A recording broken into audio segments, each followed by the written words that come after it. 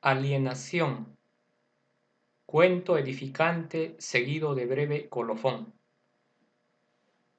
A pesar de ser Sambo y de llamarse López, quería parecerse cada vez menos a un zaguero de Alianza Lima y cada vez más a un rubio de Filadelfia. La vida se encargó de enseñarle que si quería triunfar en una ciudad colonial, más valía saltar las etapas intermediarias y ser antes que un blanquito de acá, un gringo de allá. Toda su tarea en los años que lo conocí consistió en deslopizarse y desambarse lo más pronto posible y en americanizarse antes de que le cayera el huaico y lo convirtiera para siempre, digamos, en un portero de banco o en un chofer de colectivo. Tuvo que empezar por matar al peruano que había en él y por coger algo de cada gringo que conoció. Con el botín se compuso una nueva persona, un ser hecho de retazos que no era ni sambo ni gringo, el resultado de un cruce contra natura, algo que su vehemencia hizo derivar, para su desgracia, de sueño rosado a pesadilla infernal. Pero no anticipemos, precisemos que se llamaba Roberto, que años después se le conoció por Bobby, pero que en los últimos documentos oficiales figura con el nombre de Bob. En su ascensión vertiginosa hacia la nada, fue perdiendo en cada etapa una sílaba de su nombre. Todo empezó la tarde en que un grupo de blanquiñosos jugábamos con una pelota en la Plaza Bolognesi. Era la época de las vacaciones escolares y los muchachos que vivíamos en los chalets vecinos, hombres y mujeres, nos reuníamos allí para hacer algo con esas interminables tardes de verano. Roberto iba también a la plaza, a pesar de estudiar en un colegio fiscal y de no vivir en chalet, sino en el último callejón que quedaba en el barrio, iba a ver a jugar a las muchachas y a ser saludado por algún blanquito que lo había visto crecer en esas calles y sabía que era hijo de la lavandera. Pero en realidad, como todos nosotros, iba para ver a Keka. Todos estábamos enamorados de Keka, que ya llevaba 2 años siendo elegida reina en las representaciones de fin de curso. Keka no estudiaba con las monjas alemanas del Santa Úrsula, ni con las norteamericanas del Villa María, sino con las españolas de la Reparación. Pero eso nos tenía sin cuidado, así como que su padre fuera un empleadito que iba a trabajar en ómnibus o que su casa tuviera un solo piso y geranios en lugar de rosas. Lo que contaba entonces era su tez capulí, sus ojos verdes, su melena castaña, su manera de correr, de reír, de saltar y sus invencibles piernas, siempre descubiertas y doradas, y que con el tiempo serían legendarias. Roberto iba solo a verla jugar, pues ni los mozos que venían de otros barrios de Miraflores y más tarde de San Isidro y de Barranco lograban atraer su atención. Peluca Rodríguez se lanzó una vez de la rama más alta de un ficus. Lucas de Tramontana vino en una reluciente moto que tenía 8 faros. El Chancho Gómez le rompió la nariz a un heladero que se atrevió a silbarnos. Armando Wolf estrenó varios ternos de lanilla y hasta se puso corbata de mariposa, pero no obtuvieron el menor favor de Keka. Keka no le hacía caso a nadie.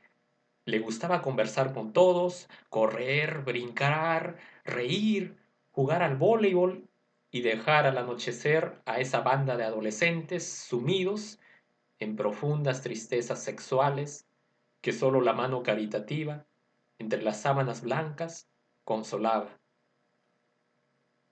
Fue una fatídica bola la que alguien arrojó esa tarde y que Keka no llegó a alcanzar y que rodó hacia la banca donde Roberto, solitario, observaba. Era la ocasión que esperaba desde hacía tanto tiempo. De un salto, aterrizó en el césped, gateó entre los macizos de flores, saltó el seto de granadilla Metió los pies en una acequia y atrapó la pelota que estaba a punto de terminar en las ruedas de un auto. Pero cuando se la alcanzaba, Keka, que estiraba ya las manos, pareció cambiar de lente, observar algo que nunca había mirado, un ser retaco, oscuro, vembudo y de pelo ensortijado, algo que tampoco le era desconocido, que había tal vez visto como veía todos los días las bancas o los ficus, y entonces se apartó aterrorizada. Roberto no olvidó nunca la frase que pronunció Keka al alejarse a la carrera. Yo no juego con zambos. Estas 5 palabras decidieron su vida. Todo hombre que sufre se vuelve observador, y Roberto siguió yendo a la plaza en los años siguientes, pero su mirada había perdido toda inocencia. Ya no era el reflejo del mundo, sino el órgano vigilante que cala, elige, califica. Keka había ido creciendo, sus carreras se hicieron más moderadas, sus faldas se alargaron, sus saltos perdieron en impudicia y su trato con la pandilla se volvió más distante y selectivo. Todo eso lo notamos nosotros, pero Roberto vio algo más, que Keka tendía a descartar de su atención a los más trigueños a través de sucesivas comparaciones, hasta que no se fijó más que en Charles Sander, el chico de la banda que tenía el pelo más claro, el cutis sonrosado y que estudiaba además en un colegio de curas norteamericanos. Cuando sus piernas estuvieron más triunfales y torneadas que nunca, ya solo hablaba con Charles Sander, y la primera vez que se fue con él de la mano hasta el malecón, comprendimos que nuestra deidad había dejado de pertenecernos y que ya no nos quedaba otro recurso que ser como el coro de la tragedia griega, presente y visible, pero alejado irremisiblemente de los dioses. Desdeñados, despechados, nos reuníamos después de los juegos en una esquina donde fumábamos nuestros primeros cigarrillos, nos acariciábamos con arrogancia el bozo incipiente y comentábamos lo irremediable. A veces entrábamos a la pulpería del chino Manuel y nos tomábamos una cerveza. Roberto nos seguía como una sombra. Desde el umbral nos escrutaba con su mirada sin perder nada de nuestro parloteo. Le decíamos a veces, hola Sambo, tómate un trago. Y él siempre, no, gracias, será para otra ocasión. Pero a pesar de estar lejos y de sonreír, sabíamos que compartía a su manera nuestro abandono. Y fue Charles Sander, naturalmente, quien llevó a Keka a la fiesta de promoción cuando terminó el colegio. Desde temprano nos dimos cita en la pulpería, bebimos un poco más de la cuenta, urdimos planes insensatos, se habló de un rapto, de un cargamontón, pero todo se fue en palabras. A las 8 de la noche estábamos frente al ranchito de los geranios, resignados a ser testigos de nuestra destitución. Chalo llegó en el carro de su papá con un elegante smoking blanco y salió al poco rato acompañado de una queca de vestido largo y peinado alto, en la que apenas reconocimos a la compañera de nuestros juegos. Queca ni nos miró, sonreía apretando en sus manos una carterita de raso. Visión fugaz, la última, pues ya nada sería como antes. Moría en ese momento toda ilusión y, por ello mismo, no olvidaríamos nunca esa imagen que clausuró para siempre una etapa de nuestra juventud. Casi todos desertaron la plaza, unos porque preparaban el ingreso a la universidad, otros porque se fueron a otros barrios en busca de una imposible réplica de Queca. Solo Roberto, que ya trabajaba como repartidor de una pastelería, recalaba al anochecer en la plaza, donde otros niños y niñas cogían el relevo de la pandilla anterior y repetían nuestros juegos con el candor de quien cree haberlos inventado. En su banca solitaria registraba distraídamente el trajín, pero de reojo seguía mirando hacia la casa de Queca. Así pudo comprobar antes que nadie que Chalo había sido solo un episodio en la vida de Queca, una especie de ensayo general que la preparó para la llegada del original, del cual Chalo había sido la copia. Billy Mulligan, hijo de un funcionario del consulado de Estados Unidos. Billy era pecoso, pelirrojo, usaba camisas floreadas, tenía los pies enormes, reía con estridencia, el sol en lugar de dorarlo lo despellejaba, pero venía a ver a Queca en su carro y no en el de su papá. No se sabe dónde lo conoció Queca ni cómo vino a parar allí, pero cada vez se le fue viendo más, hasta que solo se le vio a él, sus raquetas de tenis, sus anteojos ahumados, sus cámaras de fotos, a medida que la figura de Chalo se fue opacando, empequeñeciendo y espaciando, y terminó por desaparecer. Del grupo al tipo y del tipo al individuo. Queca había al fin empuñado su carta.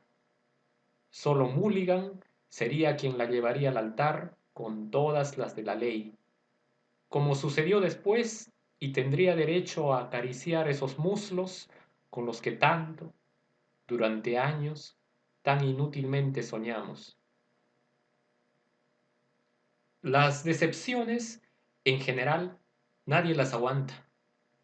Se echan al saco del olvido, se tergiversan sus causas, se convierten en motivo de irrisión y hasta en tema de composición literaria.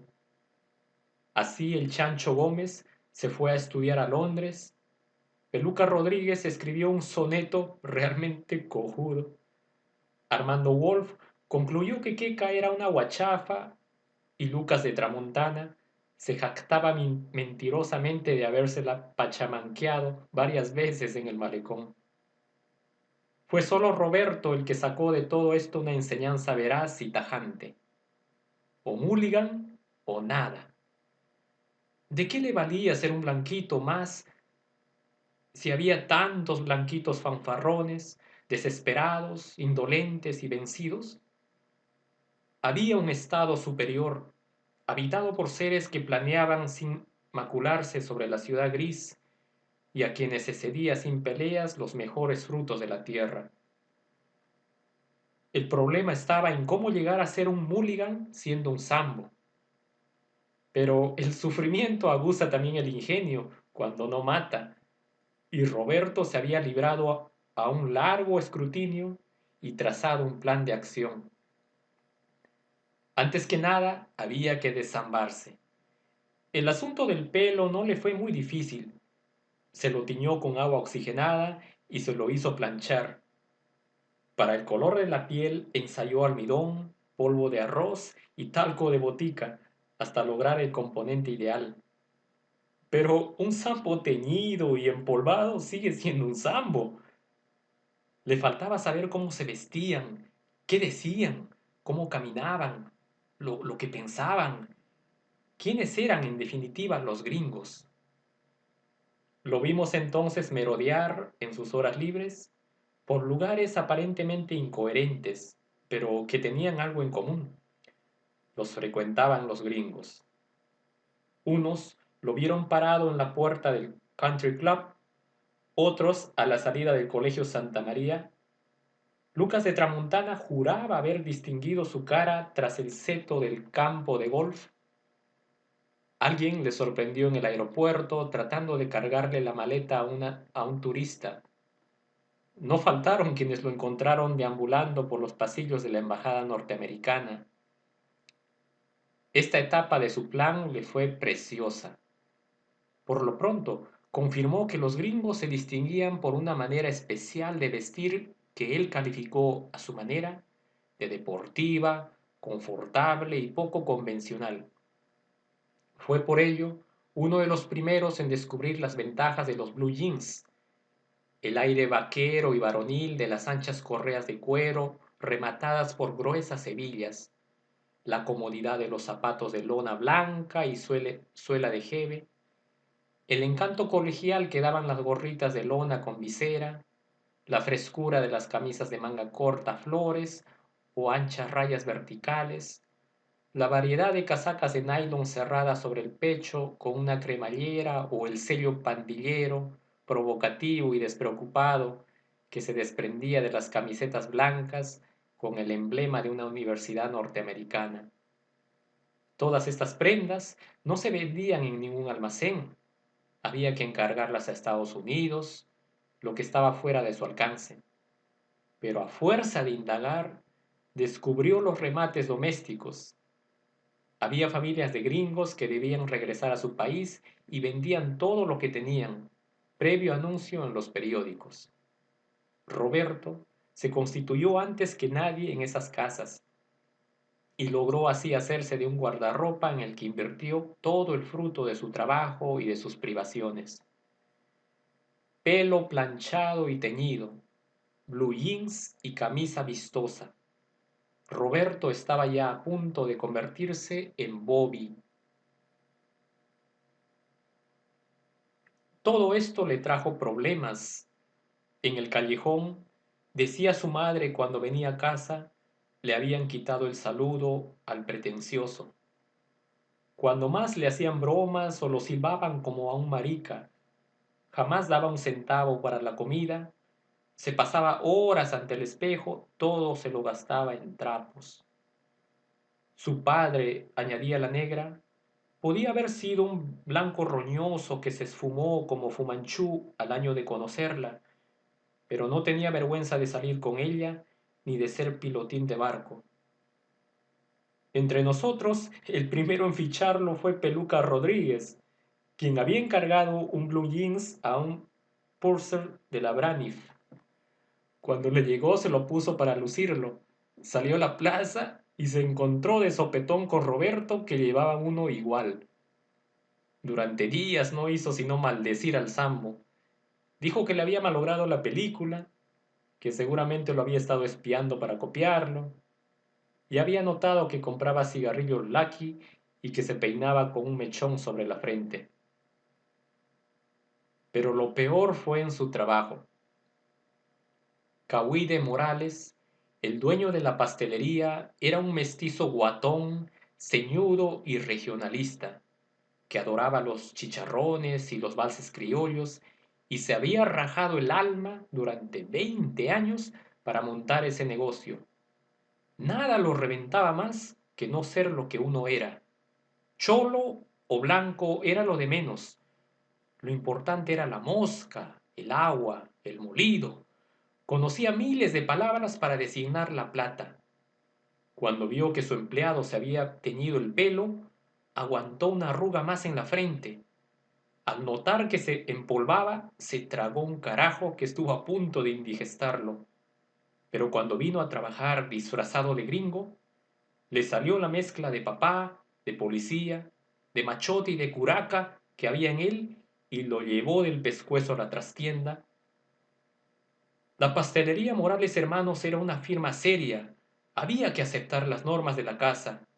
Ya había pasado por alto lo del maquillaje, pero si no venía con mameluco como los demás repartidores, lo iba a sacar de allí de una patada en el culo. Roberto estaba demasiado embalado para dar marcha atrás y prefirió la patada.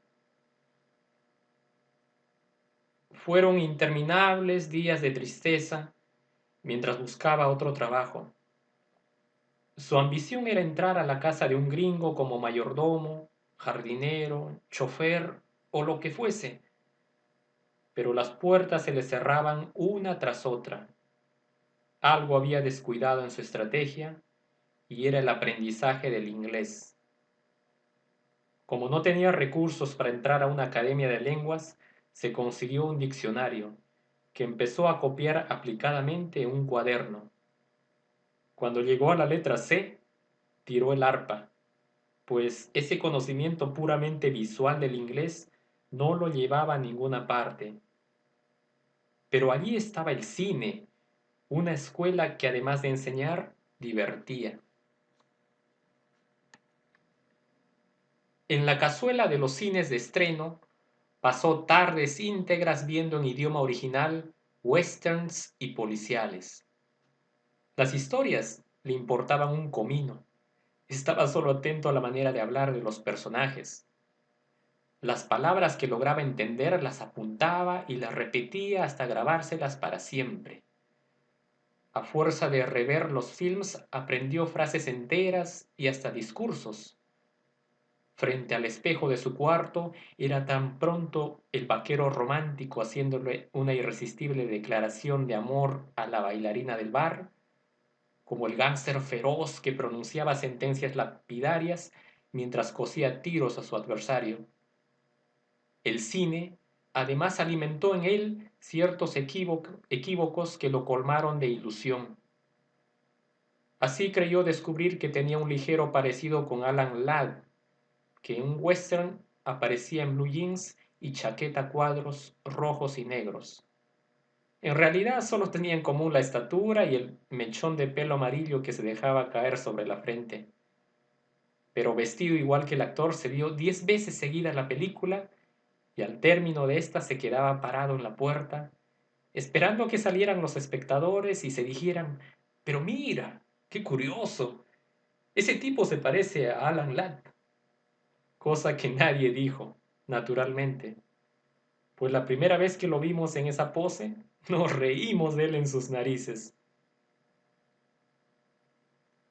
Su madre nos contó un día que al fin Roberto había encontrado un trabajo, no en casa de un gringo como quería, pero tal vez algo mejor, en el club de bowling de Miraflores. Servía en el bar de 5 de la tarde a 12 de la noche. Las pocas veces que fuimos allí lo vimos reluciente y diligente. A los indígenas los atendía de una manera neutra y francamente impecable, pero con los gringos era untuoso y servil. Bastaba que entrara uno para que ya estuviera a su lado, tomando nota de su pedido, y segundos más tarde el cliente tenía delante su hot dog y su Coca-Cola. Se animaba además a lanzar palabras en inglés y como era respondido en la misma lengua, fue incrementando su vocabulario. Pronto contó con un buen repertorio de expresiones que le permitieron granjearse la simpatía de los gringos, felices de ver un criollo que los comprendiera. Como Roberto era muy difícil de pronunciar, fueron ellos quienes decidieron llamarlo Bobby, y fue con el nombre de Bobby López que pudo al fin matricularse en el Instituto Peruano Norteamericano. Quienes entonces lo vieron dicen que fue el clásico chancón, el que nunca perdió una clase ni dejó de hacer una tarea, ni se privó de interrogar al profesor sobre un punto oscuro de gramática. Aparte de los blancones que por razones profesionales seguían cursos allí, conoció a otros López que desde otros horizontes y otros barrios, sin que hubiera mediado ningún acuerdo, alimentaban sus mismos sueños y llevaban vidas convergentes a la suya. Se hizo amigo especialmente de José María Cabanillas, hijo de un sastre de Surquillo.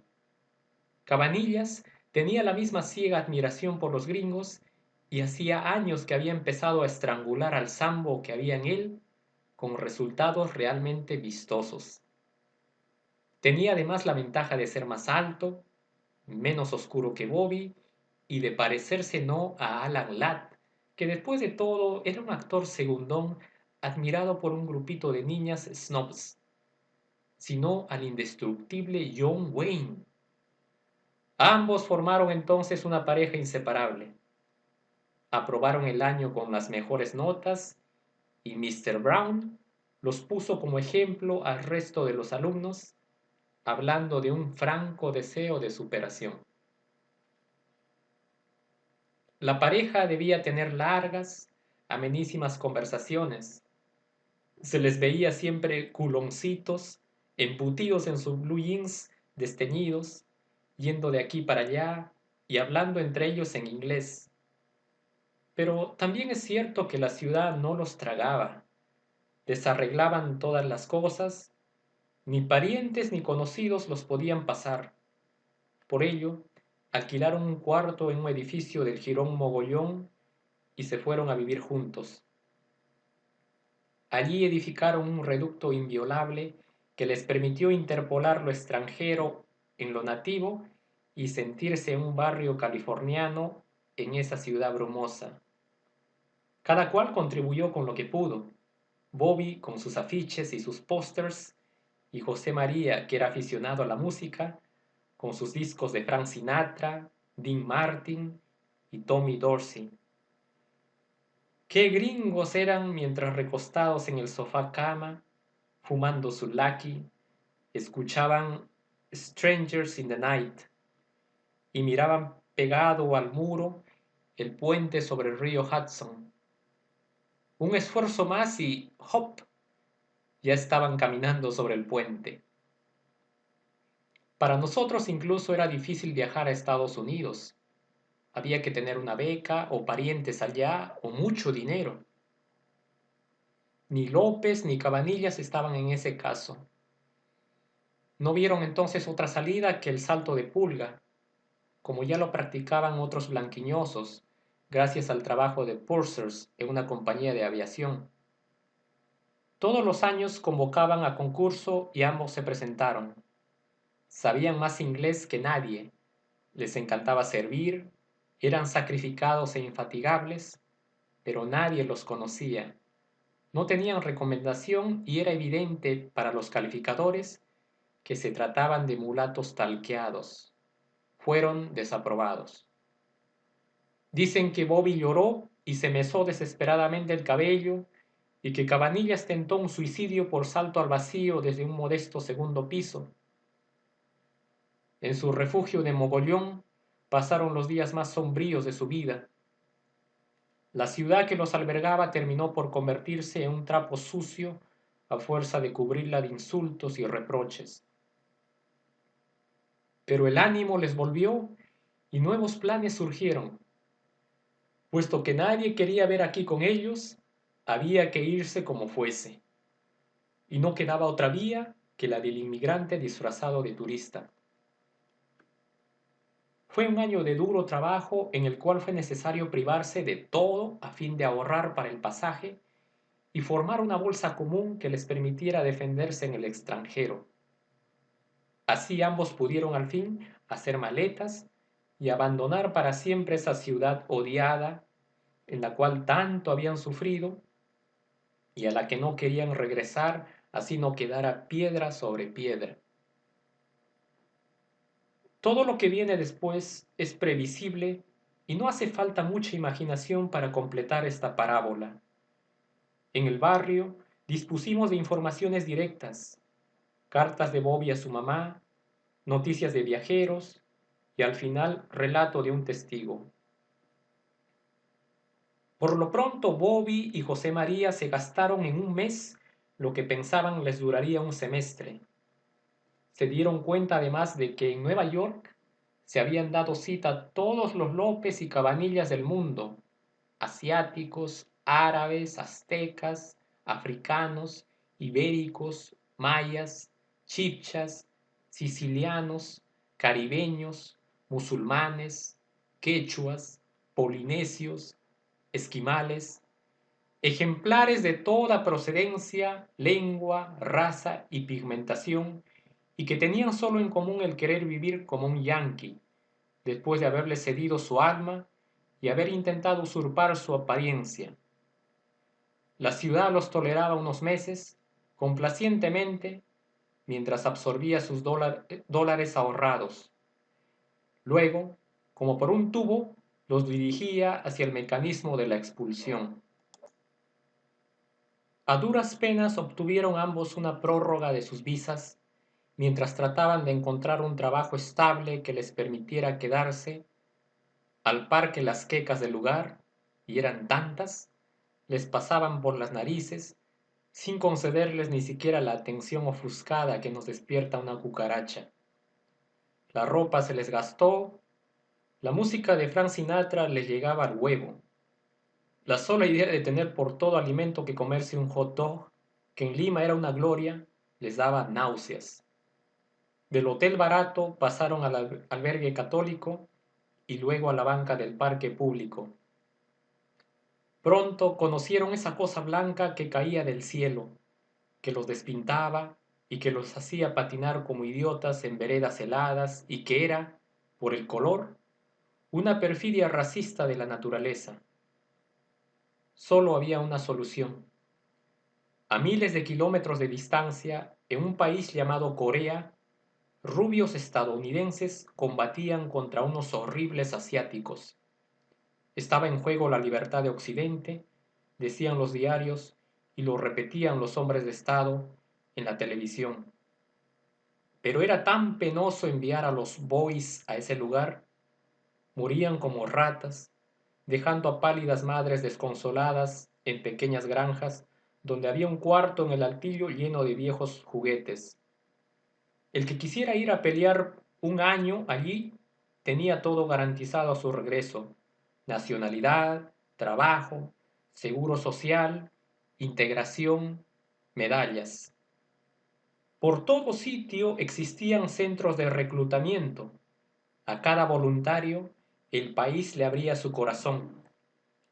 Bobby y José María se inscribieron para no ser expulsados y después de 3 meses de entrenamiento en un cuartel, partieron en un avión enorme. La vida era una aventura maravillosa, el viaje fue inolvidable. Habiendo nacido en un país mediocre, misérrimo y melancólico, haber conocido la ciudad más agitada del mundo, con miles de privaciones, es verdad, pero ya eso había quedado atrás. Ahora llevaban un uniforme verde, volaban sobre planicies, mares y nevados, empuñaban armas devastadoras y se aproximaban jóvenes, aún colmados de promesas, al reino de lo ignoto. La lavandera María tiene cantidades de tarjetas postales con templos, mercados y calles exóticas, escritas con una letra muy pequeña y aplicada. ¿Dónde quedará Seúl? Hay muchos anuncios y cabarets, luego cartas del frente, que nos enseñó cuando le vino el primer ataque y dejó de trabajar unos días. Gracias a estos documentos pudimos reconstruir bien que malo lo que pasó. Progresivamente, a través de sucesivos tanteos, Bobby fue aproximándose a la cita que había concertado desde que vino al mundo. Había que llegar a un paralelo y hacer frente a oleadas de soldados amarillos que bajaban del polo como cancha. Para eso estaban los voluntarios, los indómitos vigías de Occidente. José María se salvó por milagro y enseñaba con orgullo el muñón de su brazo derecho cuando regresó a Lima meses después. Su patrulla había sido enviada a reconocer un arrozal donde se suponía que había emboscada una avanzadilla coreana. Bobby no sufrió, dijo José María.